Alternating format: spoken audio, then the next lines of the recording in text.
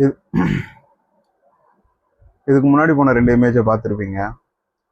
அண்ணன் வந்து அப்போது 2023 ரொம்ப மாண்பை கடைபிடிச்ச ஒரு டைம் அது.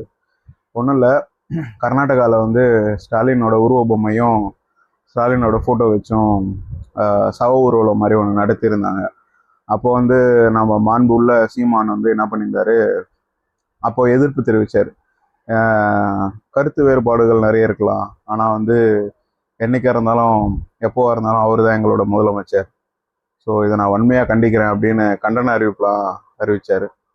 சரி, இப்போ எதுக்கடா அதெல்லாம் நீ சொல்கிற அப்படின்னு நீங்கள் கேட்கலாம். இப்போது ஜனநாயகன் படத்தை வந்து கர்நாடகாவில் சிஎம் அங்கே வராருன்னு சொன்னதுனால பயங்கரமாக அங்கே வந்து ஏகப்பட்ட ப்ரொடக்ஷன் நடந்துட்டு இருந்துச்சு, அவங்க எல்லாருக்குமே தெரியும். ஆனால் இப்போ ஏன் அண்ணன் வந்து ஒரு கண்டன அறிவிப்பு கூட வரல?